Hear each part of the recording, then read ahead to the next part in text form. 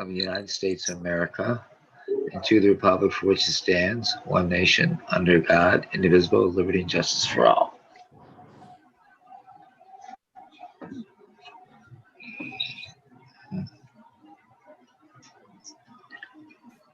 Okay, roll call, please. Corbin, Zupan, Walters, Moses, Here. Jones, Walrod, Schwartz, Goldstein, Here. Di Veronica, Norelli, Bono, Cunningham, Stokes, Stepanski, Here. Becker, Here. Kavanaugh, Roberts, Maglioka, Here. Ostrander. 1,500 votes present. There we go. Good. Approval of minutes. I need a motion for the approval of our minutes. Motion by Mr. Zupan, second by Mr. Walrod. Is there any discussion? All in favor signify by voting aye. Aye. Anybody opposed? Carried. Okay, communications, reports of committees. Audit of vouchers payable for today's meeting submitted by Finance Director Luann Randall in the amount of $1,337,704.84. Okay. We have a proclamation proclaiming July 2021 as Disabilities Awareness Month in Madison County, which has already been presented, just to let everybody know. We will do our retiree appreciation first, and then we will go to Assemblyman Sulka. Okay. Resolution of appreciation, retiree recognition. Mary Kavanaugh, Chairwoman, Government Operations Committee. Mr. Chairman, I move this resolution for adoption. Resolution's been made. Do I have a second? Second. Who seconded it? Mr. Stepanski. Is there any discussion? All in favor signify by voting aye. Aye. Anybody opposed? Carried. First, we have Doreen Cunningham from Public Health, who's worked for Madison County from 2001 to 2021.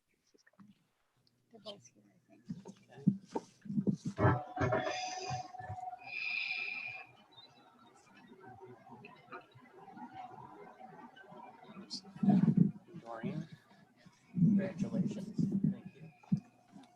Thank you. Good afternoon. Doreen has been, as John said, has been with the health department since 2001, so she's been there for 20 years. She actually started as a receptionist, but I believe the county moved away from that title and moved it into office assistants, and she's moved up since then. Her whole 20 years has been spent in our prevent division. That's the division that does the communicable disease, the immunizations, and as you can imagine, she's been quite busy for the last couple of years dealing with COVID. So, but Doreen is actually the kind of, I would call the heart and soul and the glue to the division since I've been with here. She's the last one of that division that's still around when I first started. So she retains a wealth of information about the program and its activities. She's actually the person that the community first comes in contact with for our prevent division. And as a result, she does answers a lot of questions, triages a lot of information to our public, and that's going to be sorely missed, that wealth of information she has. Also, she's involved with coordinating our clinics, which you can imagine over the last year and a half has been a tremendous workload and activity. She also is involved with our childhood-led programs and our other programs in maternal and child health. So she will be sorely missed. I think she's going to enjoy retirement after the year and a half we've had. But we're certainly going to miss you. And thank you for everything. Well, I learned a lot.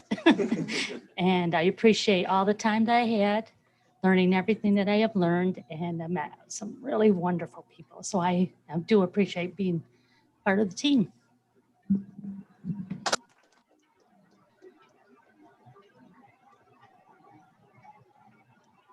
Are you really going to know what to do with all your time after the last year and a half?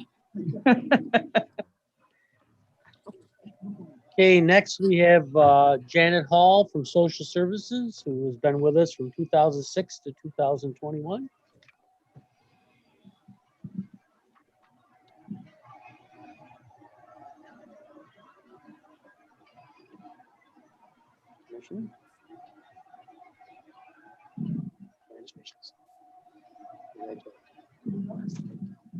So as the chairman said, Janet's been with us about 15 years or so. She too started in a reception area and then became an examiner in our public assistance unit about 12 years ago. And the thing that stands out most for me most recently with Janet is about 2 months ago, when she let her retirement be known, we came to her and said, geez, we have this little project coming up for the next couple months. Are you interested? And she, well, what is it? We said, well, it's doing this emergency rental program with the state, making sure our landlords get held harmless due to COVID. And, is that something you're interested in? She said yes. And so for the last 2 months, she's been running that program for us. And I couldn't be more proud of the work she's done. Janet, too, will enjoy retirement. Her 10 children, 19 grandchildren, and a husband who's an over-the-road truck driver. So she's going to be quite busy. So congratulations, Janet. Well-earned retirement. You bet. Anything you'd like to? I just want to say thank you. I've enjoyed my time over at Social Services. I've learned a lot. I feel like I've helped quite a few families, and I will really miss my coworkers. We're like a family over there, so I will miss them.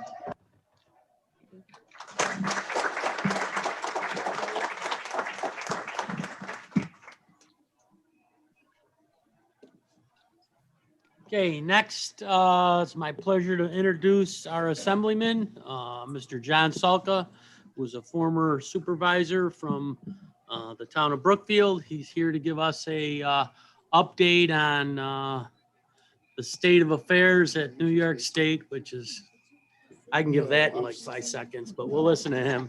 So. Thanks a lot, Mr. Chairman. Obviously, I'm in my own stopping grounds. If I had known that we were doing summer attire, I would have dug out my Madison County shirt. I have a couple of them still in my closet, but I want to thank you for having an opportunity to update the board on and brief what's been going on in Albany. As you can imagine, it's a busy time. It was a busier time when session was going. This year was much different than last year because we were able to do a hybrid. Last year was much more restricted as far as movement in the Capitol, but this year we were able to do either the virtual or to go to Albany and sit on the floor of the Assembly, which I preferred to do because the dynamics of the Assembly require a lot of interaction. We circulate around the chambers. We talk about different issues, different laws and bills with our colleagues on both sides of the aisle. And we're able to have a lot of face-to-face conversation that really pays off when you're talking about things as complicated as some of these bills that we have to do with healthcare, with Medicaid, with transportation, with a lot of downstate issues. And of course, this year, there were major issues that came before the Assembly that I'll just briefly go over during my presentation to you. The overall take on the budget this year, which was probably one of the most important things we do, it was about $218 billion, highest budget, the biggest budget that we've ever had in New York State. And these are all approximate numbers because you can never really put your finger on the exact amount. And there's really not a lot of people around, I think, that even actually know. But you give there's a rule of generalities when it comes to the budget, but we know that it was around $218 billion. And we know that the federal monies that were put into the budget, because obviously because of COVID and the extraordinary costs that we had incurred in the past year and a half, was anywhere between 25 and 30 billion. Now, the key to remember about that is there's no guarantee that those monies are going to be available for next year. So the $218 billion that we looked at and passed in this year's budget really is a figure that was kind of propped up by tens of billions of dollars of federal money. And Albany has a habit that when they pass a budget, at least in my time in the history that I've checked, they never really propose a budget any less the following year. So, we're concerned that a $218 billion budget incorporates with it a lot of programs, a lot of new programs, a lot of increases in appropriations, and a lot of it has to do with the costs, like I said, incurred with COVID that we're hoping are relatively speaking, one-time costs. I know that education is going to take some time to catch up because the kids were put so far behind because of the hybrid education and just a whole dynamic that was new to a lot of educators. So there's monies in that education budget that we're calling catch up. It's to get these kids caught up with all the time that they've lost in the classroom. So, that's 4 or 5 billion, I believe. So again, these are astronomical figures. It's very, very difficult to wrap your head around when you're talking a bill is worth $2 billion, $3 billion, $4 billion. But nonetheless, actually, what makes it difficult is the budget process is, for all intents and purposes, it's a dysfunctional process. All right. What happens is it's still the 3 or 4 men in a room, 3 or 4 people in the room that really come down to deciding exactly when money is spent, how it's spent, and who it's going to. We usually find out, and I'm talking both sides of the aisle here, we usually find out in the last 24 hours to 48 hours exactly what's in the budget and are expected to vote on it with very, very little time to really comprehend what the budget bill is about. I mean, the budget's actually 11 different bills, and each bill has a certain amount of priorities and appropriations to it. But the problem is that you might have a bill that's on healthcare, but mixed into it is some appropriations for transportation, and mixed into that are some appropriations for some other kind of agency. So when you're voting on these bills, you kind of have to look at them and say, I don't really like the bill that much, but let's weigh what it is at a 50-50 basis. Do I like 51% of the bill as opposed to not like 49%? And does that justify my vote? I voted no on most of the bill budget, only because I couldn't vote yes on something that I had minimal time, if any, to read, especially when there's billions and billions of dollars of taxpayers' money that's being considered. So, but be it as it may, I've got some notes here that were given by our conference, and it's really kind of a synopsis of what the budget was all about this year. And I'll talk about some other legislation that was passed, like the MRTA, the Marijuana Regulation Tax Act, and some other budgets or other bills that were presented, like what's going on with redistricting. This is very, very important, especially to our rural communities, because redistricting is going to be coming up and is going to be applied to the 2023 terms. So we don't know yet. In fact, I'll take a minute to explain. Back in 2014, New York State put a referendum forward. Now, we know in a referendum, it has to be passed by 2 consecutive legislatures. A referendum was put forward in 2014 that formed a impartial, if you will, commission to determine redistricting.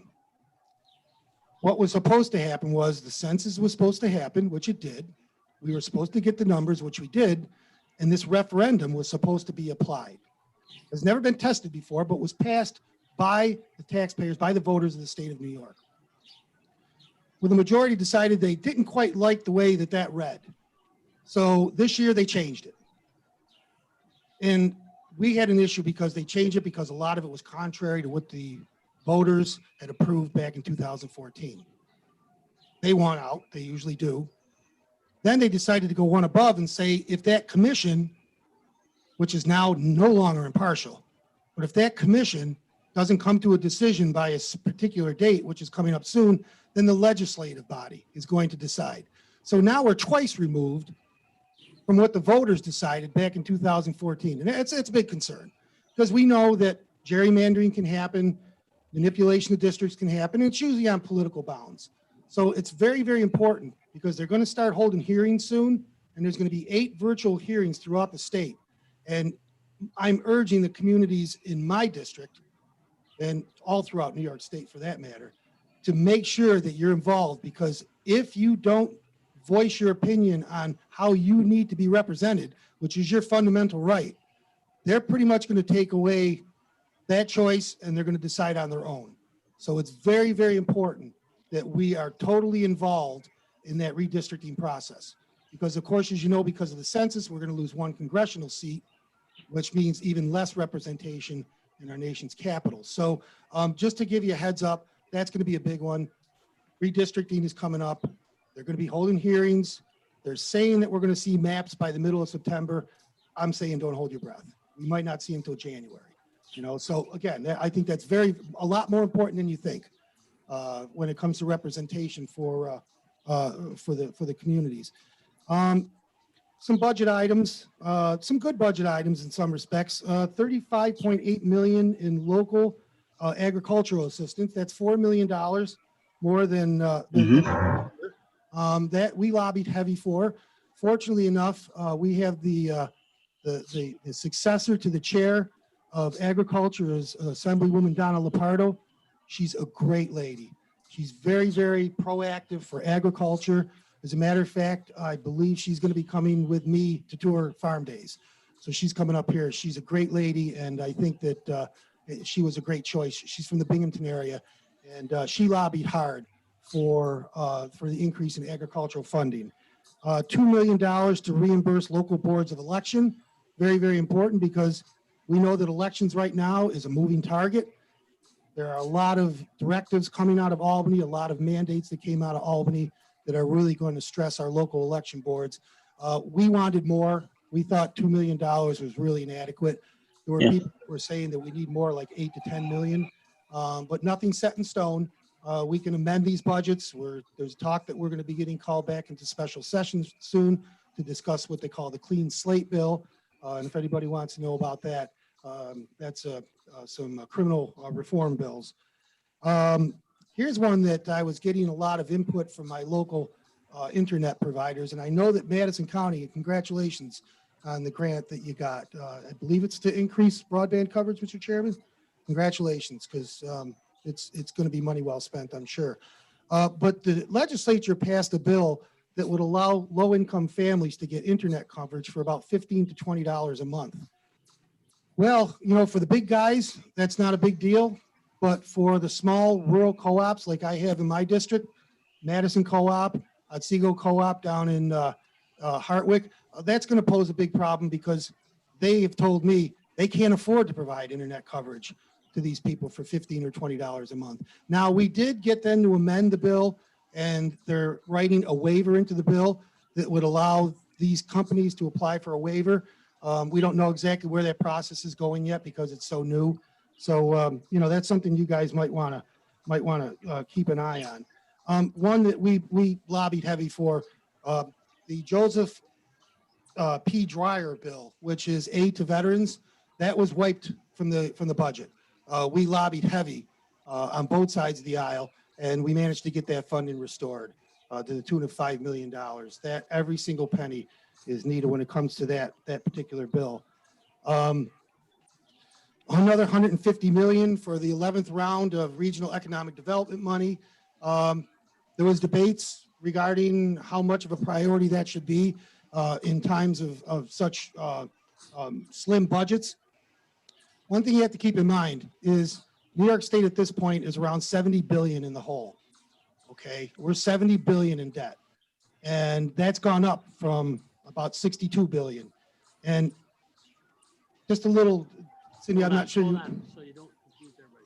We're 70 billion in debt, or that's 70 billion in a budget deficit? Not a budget deficit. Okay, it's 70 billion in short and long-term commitments. Okay, and what it is about the budget is every budget has a cap that you can spend in over the year, and that is usually applied to operating costs. And I call it our line of credit. Well, if you look at it, and the line of credit, and Cindy would understand this probably better than I would, but because it's a complex calculation. But if you look at it, that line of credit is dropping. Okay, that monies that we're going to have available to us to be able to borrow for operating costs, borrow for programs like CHIPS and so forth, things that the state pretty much has to go to the banks for, that's dropping. But our rate of borrowing is going up. So at what point is there a tipping point where I think in 2025, it goes below $1 billion. Right now, it's around 7 billion, was 11 billion. So as you look at this, the credit line that we have to borrow against is dropping, but the trending of the state borrowing is going up and up and up. And of course, COVID threw a real monkey wrench into things. And I go back to what I said before is we were able to cover it this year with the feds, but we're really concerned about being able to cover it next year. And it's an election year. Anything goes in an election year.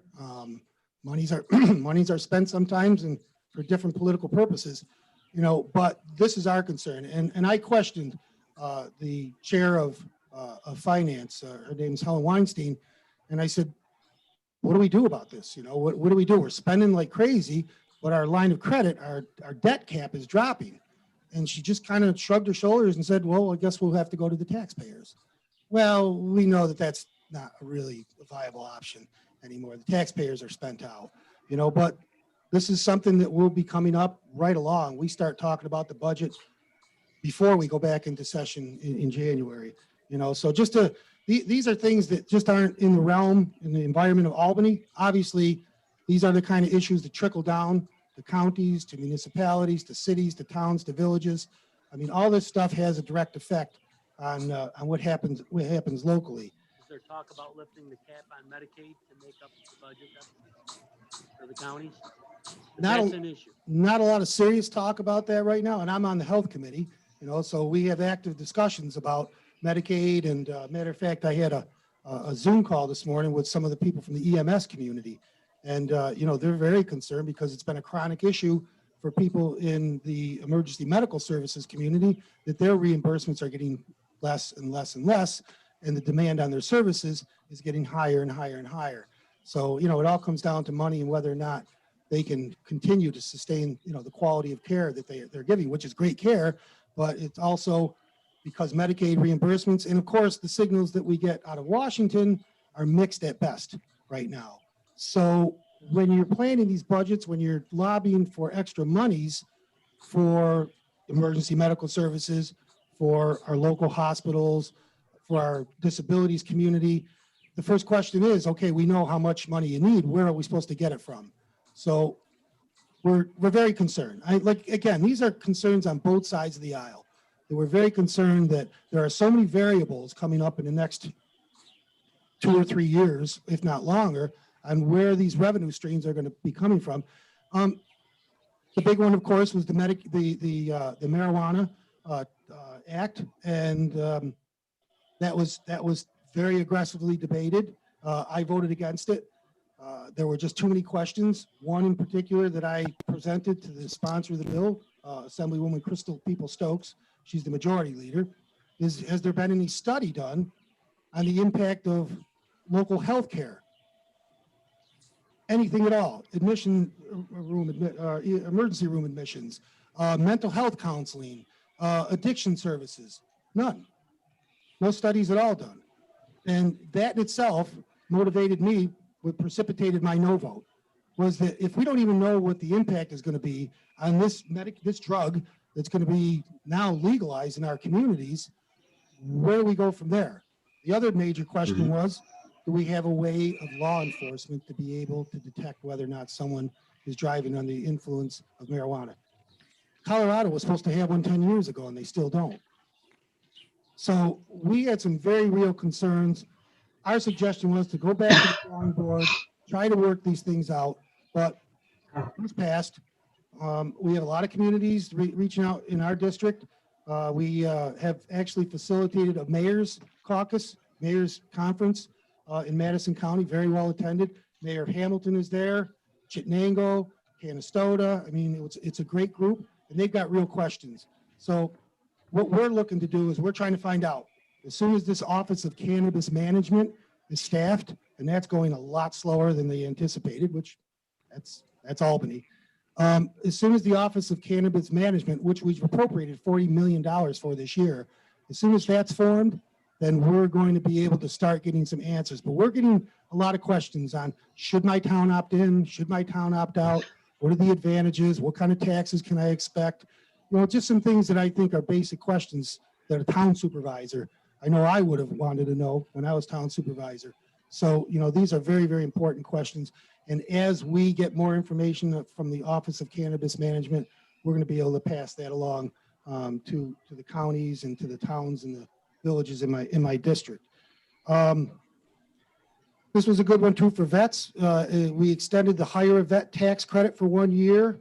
Some youth programs. All right. We were able to maintain funding in a lot of our youth programs. Some took hits, but for the most part, we were able to We were able to maintain funding team. I'm hoping that helps out Madison County. The bottom line is this, that as we all know, the New York State Legislature is heavily influenced by the downstate contingent.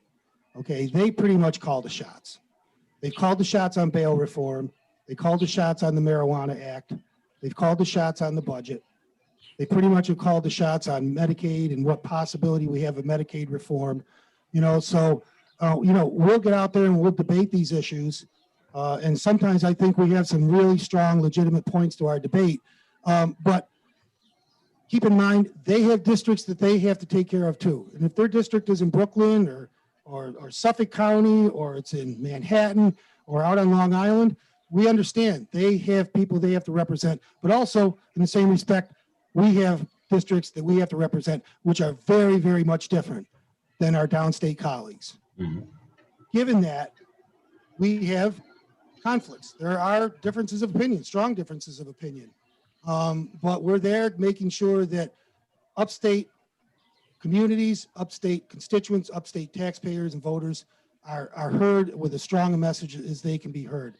I always tell people that our office is always there for your resources, for any advice, for any direction. I know that the past year has been very confusing. We've gotten a lot of mixed signals out of the governor's office and out of the Department of Health. Just a little update. Right now, there's the impeachment proceedings going on right now with the Judiciary Committee, moving extremely slow. There are a lot of people, again, on both sides of the aisle. This morning, I was talking with Assemblywoman Buttonshaw. She's the Democrat from Utica area. She's frustrated by how slow this whole process is going because we have so much more other important business to take care of. We really do. And it's in a bit of a distraction, but it is what it is. We got $7.3 million for the Public Campaign Finance Board. Obviously, there's a movement right now, legislation that's running through the State Assembly and the Senate for public campaign financing. I'm completely against taxpayers funding politicians' campaigns. Okay, it's just not to me. It's just not a good way to do it. And a lot of the legislation too was pertaining to New York City. Okay, the MTA, the Metropolitan Transit Authority, is billions and billions of dollars in debt right now. As a matter of fact, they've run into such issues with their funding that the state had to go to bat for them. See, the MTA is they're their own separate agency. They're having such a hard time now with trying to borrow money that the state had to borrow money for them this year. Or will be borrowing money for them this year. So New York City it's there, and it's a big drag on a lot of the business in New York State. So they've allowed a lot of problems to get way out of hand down there, and now the states and the state taxpayers are going to have to come in and they're going to have to bail them out. And obviously, being an upstate legislator, I take exception with that. We didn't create the problem. But we're being asked to help bail them out. So again, that's a debate. Overall, I think it was a productive session. Bail reform, we have a bill that repeals bail reform. We'll be doing a press conference down here, as a matter of fact, in front of the courthouse at 10 o'clock with Congresswoman Tenney, 10 o'clock Thursday, to talk about qualified immunity and to discuss bail reform and the effects that the spike in crime we can attribute to bail reform. Do you think that'll get repealed? I don't know if my bill will go anywhere, but I know there's several bills. You talked about criminal reform bills that you may go back for. Is this one of them that they're going to repeal this cashless bail and all this stuff? Because I could tell you locally, we've had a rash of crime, and the criminals go in and look at the judge, say, I'm only going to go out and do it again, and they go and do it again. And it's ridiculous. Yeah, and as a matter no of consequences for their actions. no, And if you're talking about the downstate legislature being in crime-riddled New York City right now, there's something in common that you guys should all be in tune with to repeal that ridiculous bill. unfortunately, John, I doubt if that'll come up if we go back in a special session. And what we're probably going to be going back in special session for is to debate what they call the clean slate bill. And essentially what that does is you're a convicted felon, your records are expunged. They're expunged. Your employer, your school, whomever it might be that you have to deal with will not be able to access your criminal records. So there's no consequences for crime in New York State, basically. Thank you to the New York State Legislature and the governor. And the So you sister, can go wild and do whatever you want to. People that are honest, tax-paying, hardworking citizens get robbed, and these other people think they're entitled to it, and there's no consequences at all. That is ridiculous. and the sister bill that's probably, I don't know if it'll come up during a special session. This is a scary one.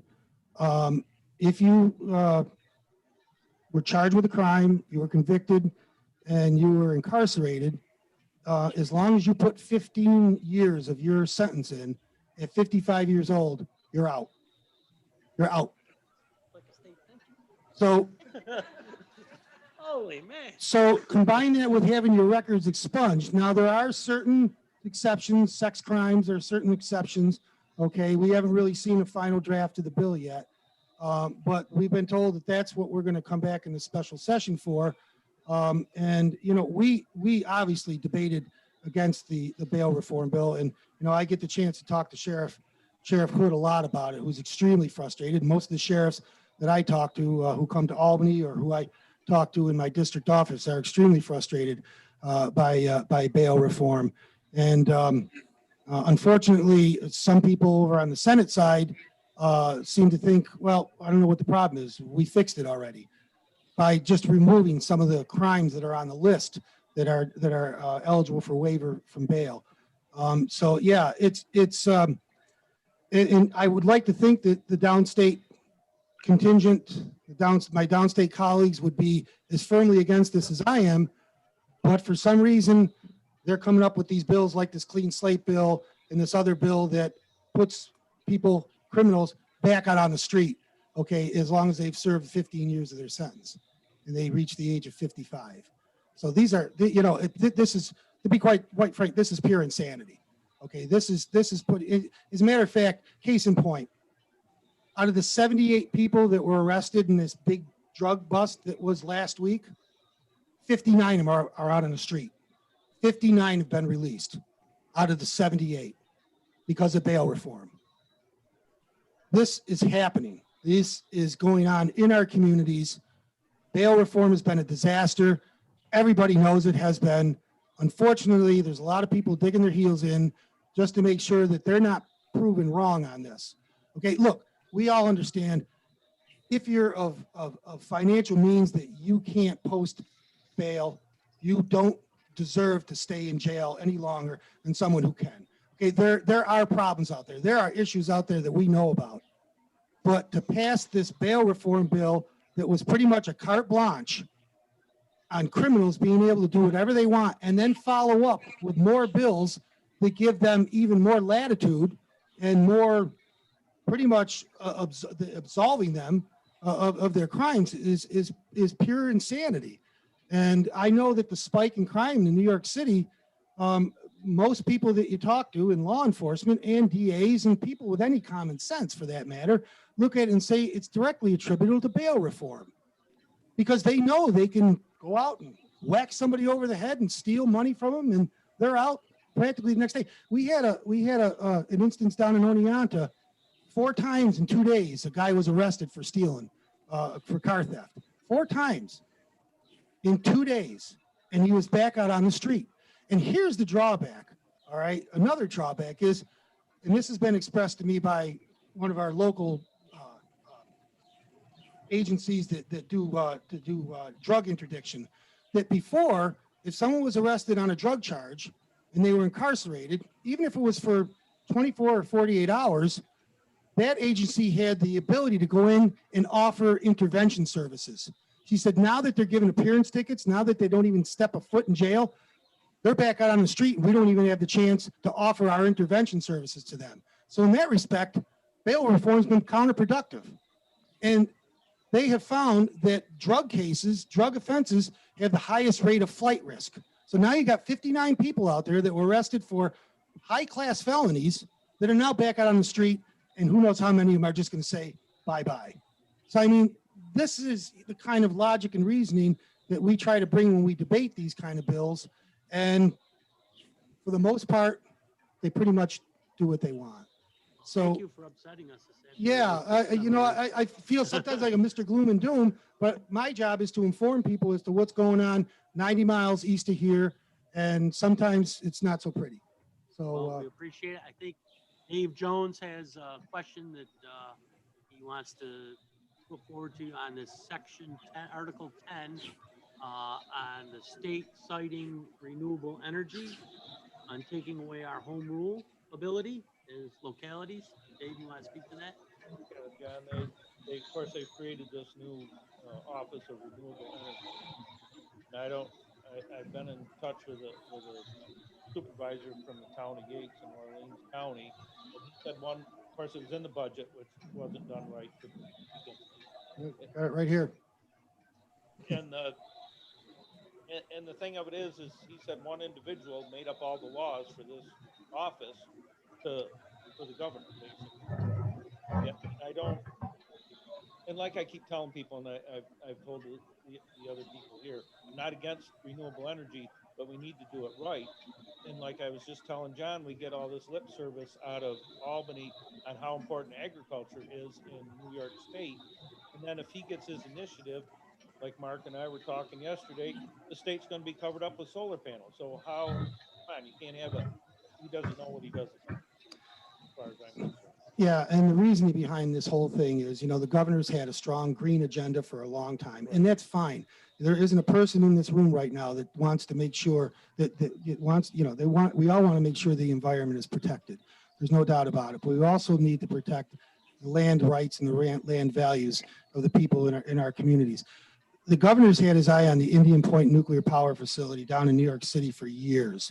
He hates it. He wants it closed. He finally managed to get it decommissioned. They're decommissioning it as we speak. That particular facility puts thousands of kilowatts of power into the New York City power grid. All right.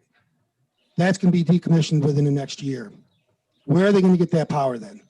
Obviously, they're going to have to get it somewhere. They're not going to build another nuke. That's way too expensive. You'll never get through the permitting process, not in this country. So what we're going to do now is we're going to consider using available resources, which are upstate New York. We have a project that's being proposed over in Otsego County that's 3,500 acres of solar panels. Okay, I know your project is 1,200 or 1,500 now. Okay, let me give you a bit of advice. If you really want to see what even a small scale operation looks like, go over to the town of Sangerfield on Route 20. That's 20 acres. Okay, and tell me what you think about that. And then when you start getting these mega projects, and I'm talking mega projects, all right, where are they going to go when they have to decommission those? What kind of and how much and what quality of farmland are you giving up? Okay, which we've already known is extremely valuable because we've placed a great value on locally grown products and our local farmers. So, it's a complicated question, a complicated issue, but essentially what the governor did, because he knew this probably wouldn't pass the legislature as a bill, okay, he tucks it in the budget. This is a little trick the governor likes to play, is he tucks this stuff in the budget if he knows it can't pass the muster of legislation and debate. So it's in there now. The budget was passed. I voted against that part of the budget because I saw down the line what kind of problems it's going to make for rural communities like we have. And at this point right now, there's probably no other option but to sue, to tie this stuff up in the court. But a lot of these projects are either well on their way. I know that there's a project right now that's being proposed for the town of Madison with the big 650-foot tall wind turbines. We've had people in our office to discuss that who are extremely concerned. And 650 feet, that's twice as tall as the towers in Fenner. Huge. These aren't just nice little green, quaint energy producers. These are big, industrial-sized, commercial wind power generators. Okay. And again, this is where a lot of the frustration comes in, is not 1 watt. As far as I know, I could be wrong because I don't have all the contracts in front of me, but not 1 watt of that power stays in upstate New York. It all goes down onto the grid. And here's another twist. There's a lot of infrastructure improvement going on in upstate New York to carry this power. Originally, the Public Service Commission had proposed with the 3 big power companies out of New York, Consolidated Edison, Long Island Light, and I can't remember what the other one is. And upstate was National Grid and NYSEG. The original proposal was the downstate guys pay 75% of the cost of these improvements, which is on their ratepayers, and upstate power companies will pay 25% on their ratepayers. Okay, nobody likes it. Nobody likes to pay higher rates. The latest proposal by the Public Service Commission is the upstate ratepayers pay 100% of the cost. There'll be no cost to the downstate utility companies who are going to utilize this power, who are going to make money off charging their rates, and not 1 penny of it is going to be paid for by them. Now, the Public Service Commission is holding hearings on this. They have to.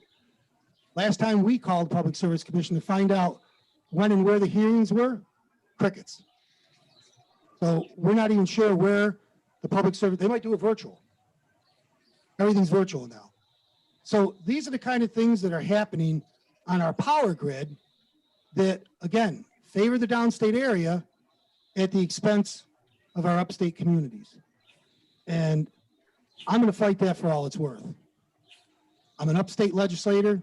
I love the quality of life we have, and I don't think we should be sacrificing our quality of life to make sure that New York City can turn their lights on. Okay, that's the bottom line. That's the bottom line. But, my job is to keep an eye on this stuff. Again, yeah, sometimes I do feel like gloom and doom, but I also feel like what we're doing is we're keeping people informed, because what'll happen is these kind of changes will happen right underneath your nose without you even knowing about it. And it's incumbent upon us to make sure that I protect the interests of the 35 communities that are in my district, and to make sure that not only is our environment taken care of, but the economic well-being of our communities is strong. I mean, we've got an incredible amount of potential in upstate New York. It's a great, great part of the country. We've got great people here. We've got great minds. We can have some great industry. But if we keep on having to suffer the consequences of mismanagement, not only from Albany, but from New York City, then where are we going to go? So again, my promise is to be as vigilant as possible, to get in their faces, to make sure that I keep people as informed as I possibly can. And you'd be surprised, there's a lot going on out there that, they like to, kind of keep close to their chest. But our job is to kind of pull their hands away from their chest and get them to reveal what their intentions are. So, Well, we really appreciate your time today. thank you, Coming Mr. in. Chairman. Does anybody have any questions for the Assemblyman? No? Thank you, Very sir. good. Appreciate Thank you. that. Thank you, John. And We I appreciate you coming the time and the attention of the board. And again, our door is always open, either virtually or, we're right over on Farrier Ave in Oneida, and our doors are always open. Thank you. Thank you.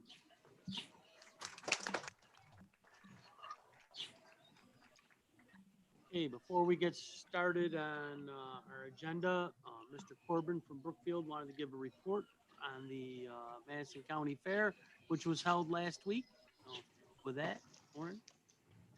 Thank you, Mr. Chairman. A recap of the fair. Keep in mind, the Fair Board had about 6 weeks to pull this fair together, so there wasn't a lot of time. Thank yous to Mark, Sam, Pete Wolrod, and the Sheriff and Undersheriff, Todd Hood, Bill Wilcox, who attended the ribbon cutting ceremony on Thursday. Also, a thank you to our chairman, who researched and resolved an issue prior to the fair. Rain Thursday, rain Friday, rain Sunday afternoon. Not the best for a Madison County Fair. The stock car races, open horse shows, and 4-H horse shows were all canceled because of the weather. The bright spots were the new dairy show building, tractor pulls, demo derby, fireworks were all able to take place. Saturday was obviously the best day. The dairy show consisted of 101 head of cattle, large numbers for 4-H goat and sheep shows, and a good turnout for the beef show. Emergency management had a display with John and Dan putting time in. Solid waste supplied 2 dumpsters. Hopefully next year, an educational booth. Public health for doing a vaccination tent from 9 to 1 on Saturday. And I understand there might have been 10 or 12 people that got vaccinated. Cooperative Extension, who was short on staff, were busy with the 4-H shows. Let me add, the staff was professional, pleasant, issues were discussed, and agreements were reached between them and the Fair Board, much different than in the past. Some people say in order to do a great job, a person needs to have the right connections. At 9:30 a.m. on Thursday, the town of Brookfield and the fairgrounds lost all power. It's now 11:50 a.m. and still no power. 101 dairy cows looking to be washed and have water to drink. I looked at Sam and she asked if I would like her to make a phone call. My response was, sure. To myself, I said, what good will that do? Within 2 minutes, the power and lights came back on. I looked at Sam and she just pointed to the sky. More of the story is Sam has connections. As the final numbers come in, I will update the supervisors and let you know more on results. Thank you. Thank you, Lauren.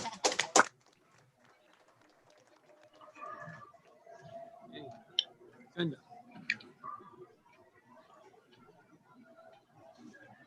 Resolutions on preferred agenda.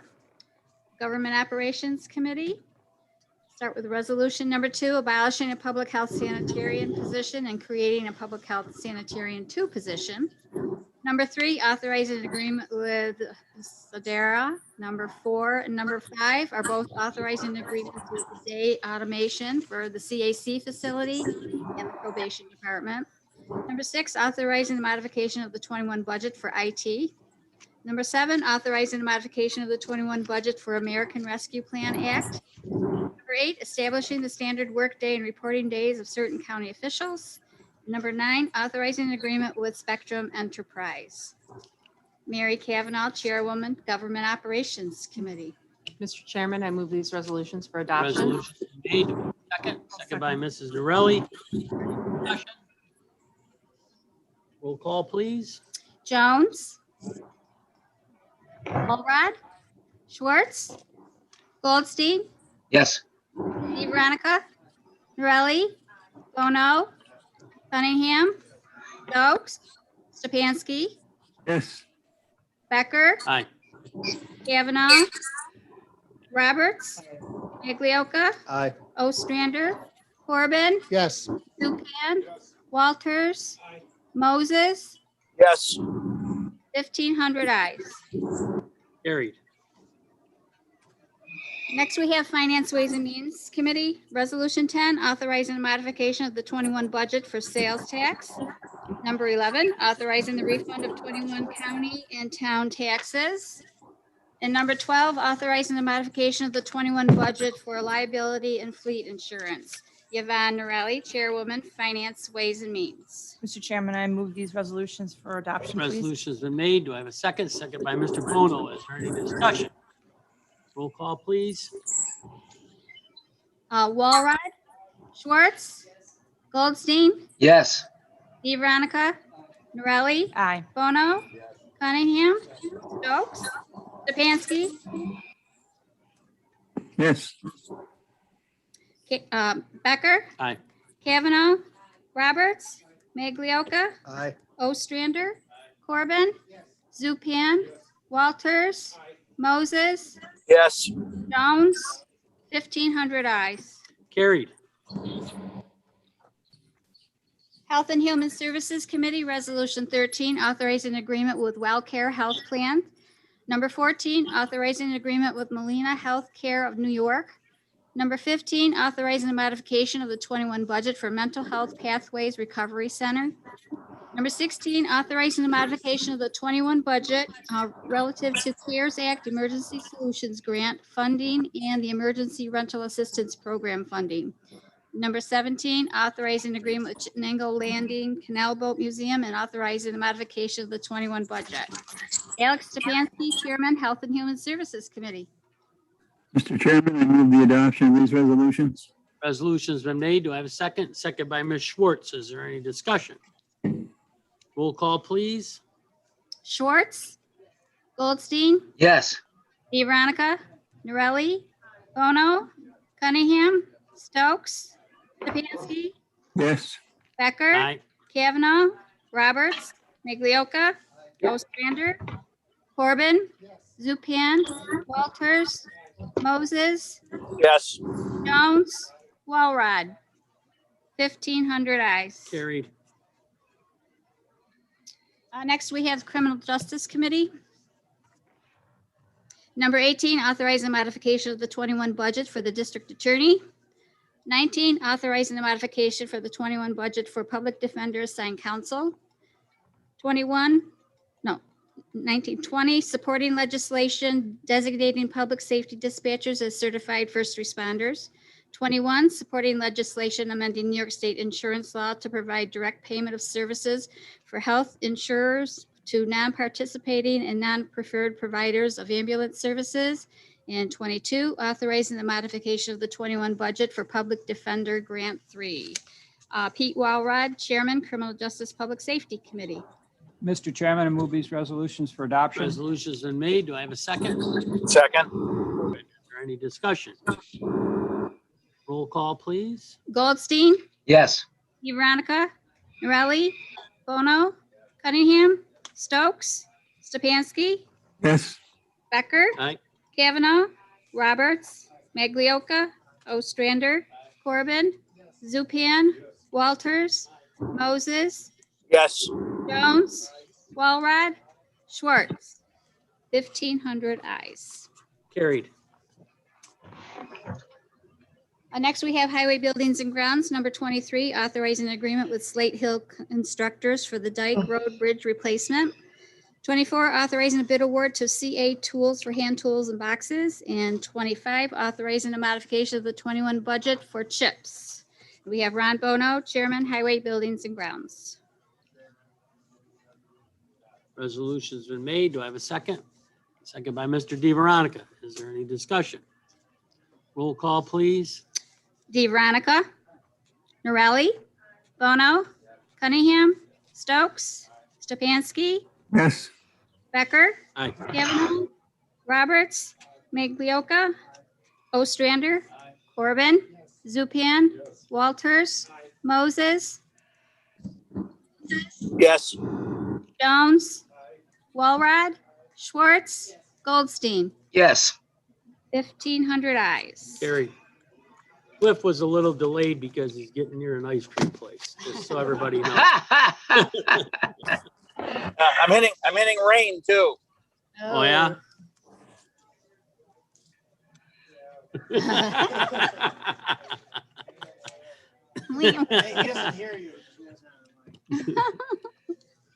Okay, resolutions for regular agenda. Number 26, designating disposal of obsolete and/or surplus county personal property. Dave Jones, Chairman, Administration Oversight Committee. Resolution's been made. Second. Seconded by Mr. Goldstein. Is there any discussion? All in favor signify by voting aye. Aye. Anybody opposed? Carried. Number 27, authorizing chairman to enter into a modification agreement with C&D Advertising. Cliff Moses, Chairman, Planning Committee. Mr. Chairman, I move this resolution for adoption. Resolution's been made. Do I have a second? Second by Mrs. Norelli. Is there any discussion? All in favor signify by voting aye. Aye. Aye. Aye. Anybody opposed? Carried. Number 28, authorize the chairman to enter into an agreement with Environmental Design and Research. Cliff Moses, Chairman, Planning Committee. Mr. Chairman, I move this resolution for adoption. Resolution has been made. Do I have a second? Second by Mr. Roberts. Is there any discussion? All in favor signify by voting aye. Aye. Aye. Opposed? Carried. Resolution 29, adopting host community benefit distribution policy and procedure. Yvonne Norelli, Chairwoman, Finance. Resolution's been made, seconded by Mr. Walrod. Is there any discussion?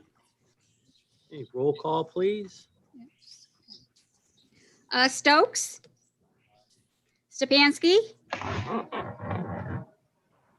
Yes. Becker. Aye. Kavanaugh. Roberts. Maglioka. No. Ostrander. Corbin. Zupan. Walters. Moses. Yes. Jones. Walrod. Schwartz. Goldstein. Yes. Di Veronica. Norelli. Bono. Cunningham. Okay, let me just see how many minutes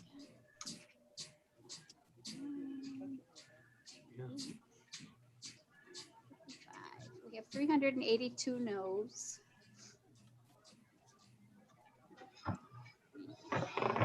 1,118 ayes. Carried. Resolution in respect to the death of Barry L. Verkler, Mary Kavanaugh, Chairwoman, Government Operations Committee. Mr. Chairman, I move this resolution for adoption. Resolution's been made, seconded by Mr. Bono. Is there any discussion? Yeah, Mr. Chairman, I just want to say that Barry and I came on the board at the same time. He was a really nice guy. He had a great sense of humor. I really enjoyed working with him. We both kind of made a commitment at that time to open government. I remember he used to have a column in the Mid-York Weekly about the town of Madison board meetings called At the Meeting. And so he was a nice guy to work with, and I think he served the town of Madison well. How long was he on the board for? 2 years. Couple Yeah. years? Yeah. You remember him, Rocky? No? I do. Really? I do. Yep. Okay, very good. Okay, all in favor signify by voting aye. Aye. Aye. Any opposed? Carried.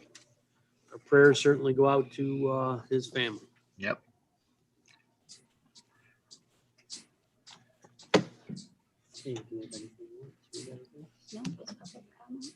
Okay, do we have anybody here for public comment? No? Okay, so does anybody else have anything? Yes, yes, okay, my little sticky note here. Our September board date will be changed to Thursday, September 16th. There will be a resolution in the August board to change that. We changed that because it conflicts with NISAC this year. Okay. That's a big day at NISAC. Both the leaders meeting and the administrators meeting is that day, along with a lot of other committee meetings. So I want to go. I know the chairman wants to go. We have a few other board members that want to go. So I hate to not go. This is our first in-person session in a year and a half. So Rocky could speak to how important it is to be at NISAC working with everybody.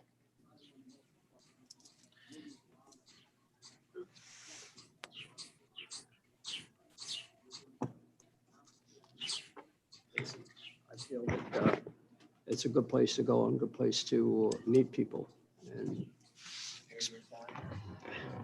Same time, just a different date. I hate to Thursday. leave you alone like that and change the date, but I'm afraid my vice chairman might be out driving around the countryside again, so. Hey, someone's got to keep track of the road, see how well they're doing. That's right, so. All right, so that'll be for our August meeting. We'll have a resolution for August, changing the We'll go date for through it now. September. All right, anybody else have anything?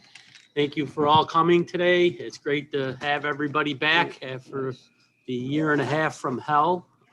We're still gonna live for a while, but it's good to have everybody back and see them in person. And I need a motion to adjourn. So you have to say though, the last time though we were together, Almost Eric 6:40 Feist was giving us a presentation on something called COVID. Yes. Big deal. Something over in Asia. It's like a. It was only going to last a couple weeks, maybe a month at tops. All right, I need a motion to adjourn. Mr. Walrod, seconded by Ms. Kavanaugh. Is there any discussion? All in favor signify by voting aye. Aye, we're adjourned. Bye, everybody on Zoom.